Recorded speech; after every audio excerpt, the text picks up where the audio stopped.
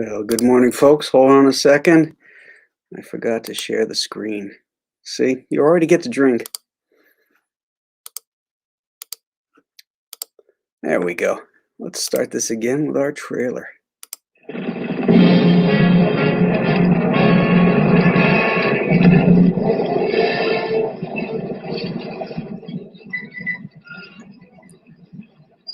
I've made a lot of westerns in my time, but never one like the War Wagon. The War Wagon is a story about friendship and understanding.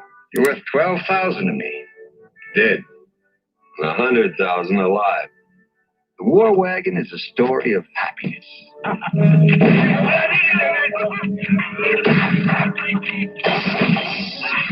It offers you a little action. Generosity. Oh. A little fighting. The War Wagon is a story of humility. Mine hit the ground first. Mine was taller. In addition to Kirk Douglas, we have Howard Keel, a mighty colorful Indian, Robert Walker, an expert with high explosives, Keenan Wynn, Joanna Barnes, What's your pleasure? Scott. and good old Bruce Cabot. I want Todd Jackson dead. Keep your eyes off of my wife. Your wife? Well, I thought she was your daughter. Well, she ain't. A drunk kid and a crazy old man. How the hell did Cut it out, all of you. I didn't bring you here to be the best of friends. We're an inch away from gunning each other down, but first we have to take the War Wagon. That's what this picture is all about. How a handful of men can work up the guts and ingenuity to tackle a fortress on wheels.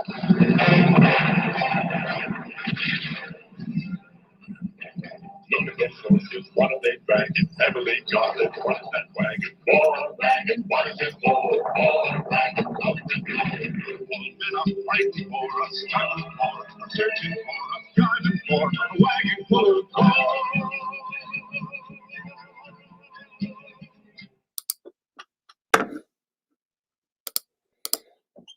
And good morning, Buckaroos. Welcome to Saturday Morning Western Roundup as we return this week after a week off of doing promotion for Alien Alamo. We return with one of my favorite John Wayne movies. Now, this is in no way high art, like the way you could say, Stagecoach or The Searchers is. This is just a good old action movie, which I think holds up better than most action movies made today because you have such an incredible cast.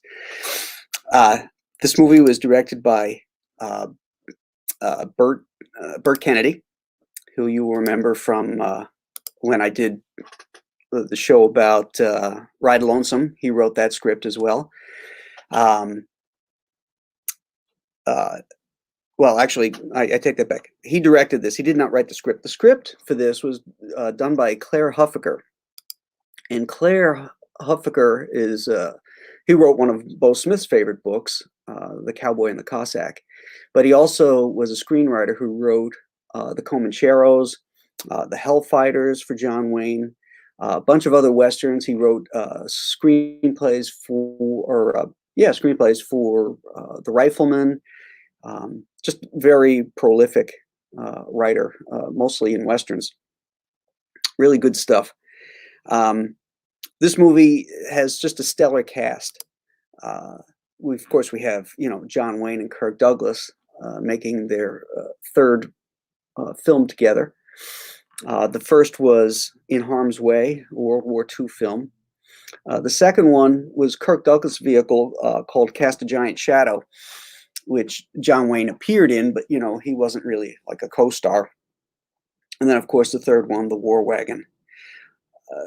Kirk Douglas is one of those stars that has that magnetic personality, the same as Wayne. So he doesn't get overshadowed, and that's hard to do when you share the screen with John Wayne.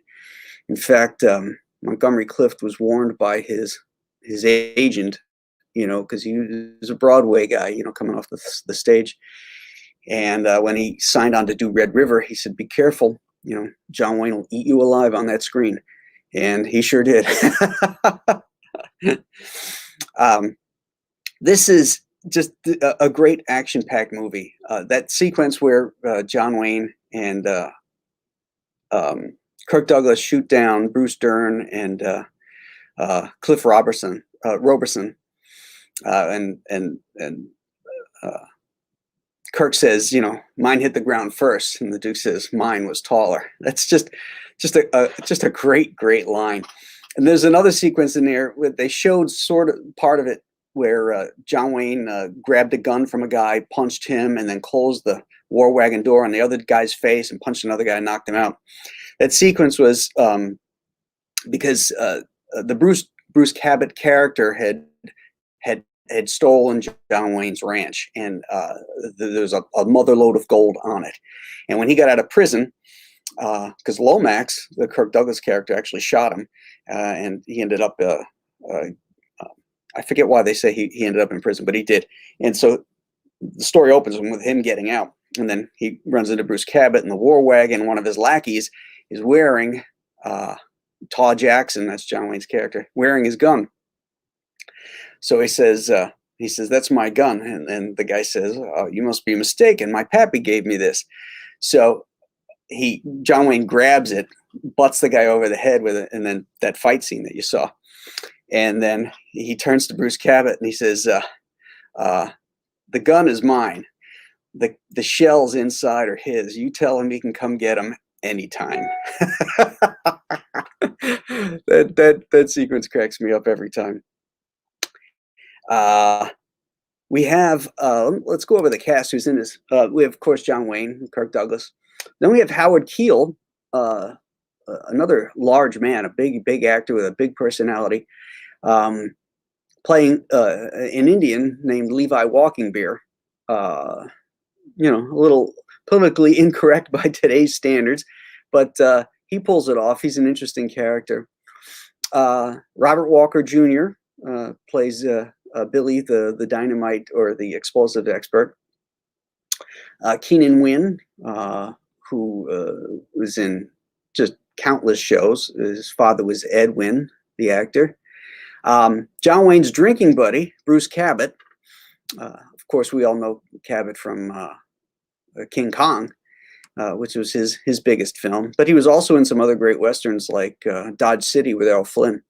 He was pals with Flynn as well.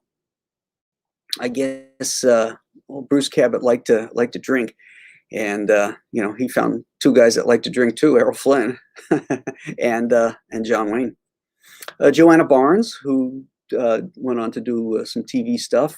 What was it? Was it Dallas? I can't remember. One of those soaps that she was on. Valora Noland. Well, we'll come back to her in a minute.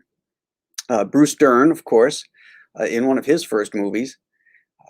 And then Gene Evans. He has a small role in this film, but Gene Evans was a stalwart in Hollywood, best known for his film, World War II film, The Steel Helmet. And Gene actually was a World War II vet. He, I think he was in the Army Corps of Engineers, but he received a Purple Heart and a Bronze Star for his valor in World War II. So I always like when he shows up in films.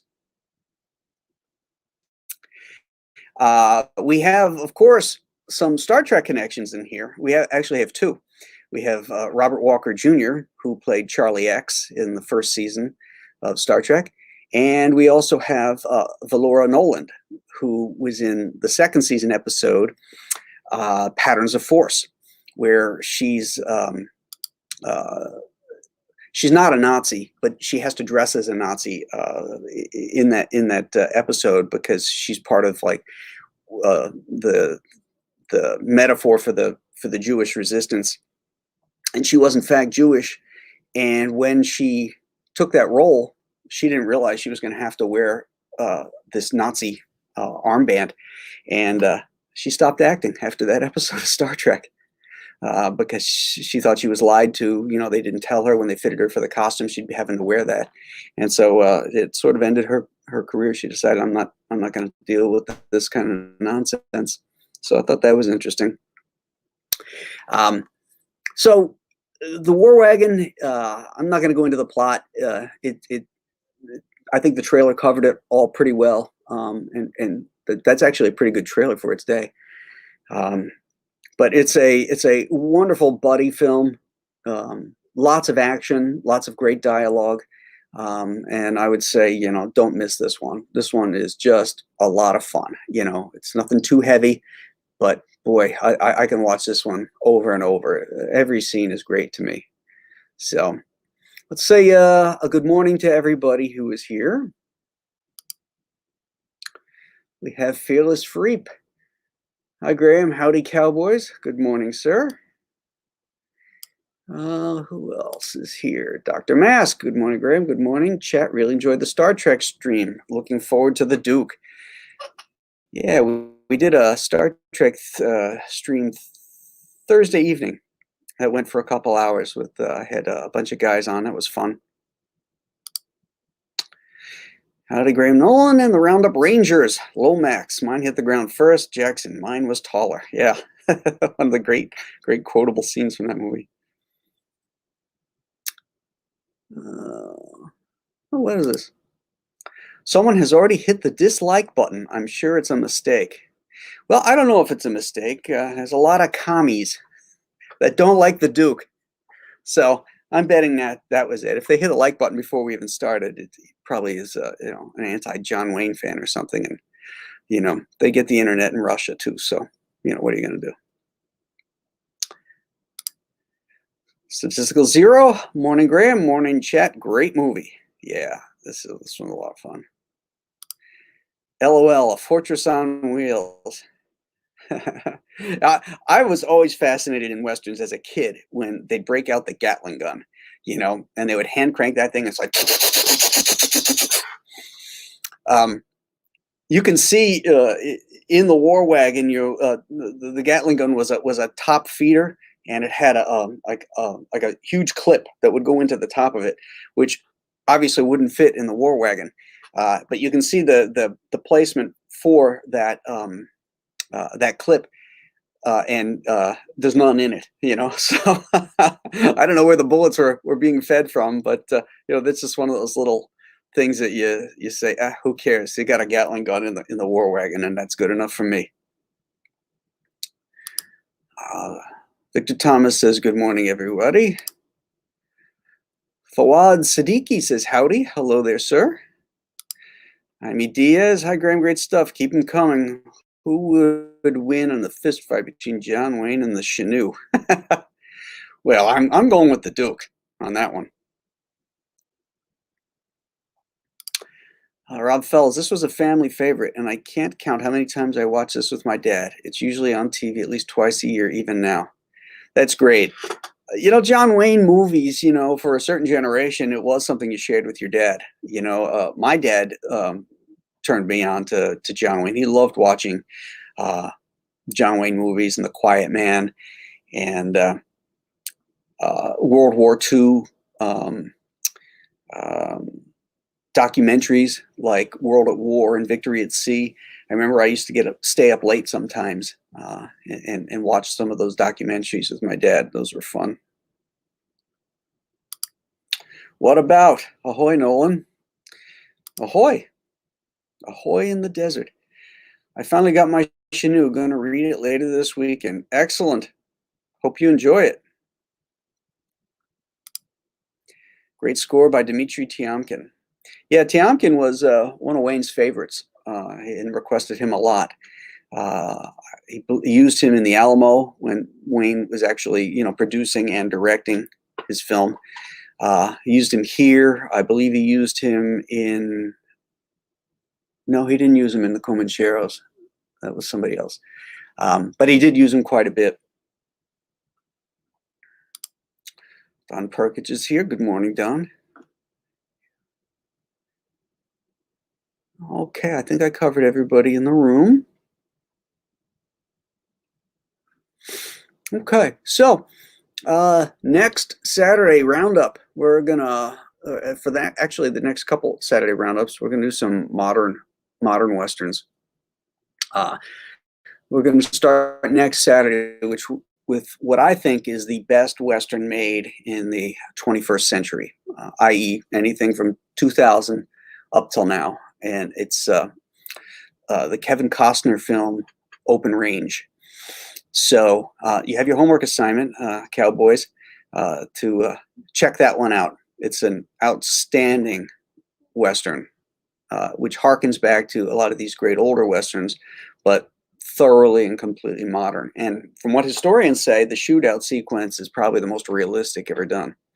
So next Saturday, we're going to do Open Range, so tune in for that. Wednesday, for the storytellers, I don't have that one locked down yet. A lot of times I have to wait on guests to commit, and then if they can't commit, and then I have to choose and research the artist who I want to discuss. So sometimes those are a little bit more loosey-goosey, but whatever it was, it'll be a good show. What's this? Oh, what has something to say here? John Wayne can be an acquired taste if you're from a late generation, didn't experience him in his time, like Frank Sinatra. One has to acclimate themselves to them and their particular power. Well, I suppose that's true if you didn't grow up with the guy. But what's interesting about John Wayne is he continues to show up in lists of the top 10 favorite actors, and he's been dead for over 40 years. So that says something about his star power, so that, you know, even young people eventually get turned on to him through reruns, or they're introduced to his films from family members and other generations. So you know, some of those guys, like Wayne and certainly Kirk Douglas and Frank Sinatra, they had powerful presences, and you know, it's that undefinable something that separates, you know, stars from actors, because there's plenty of good actors, but they don't all have that star quality.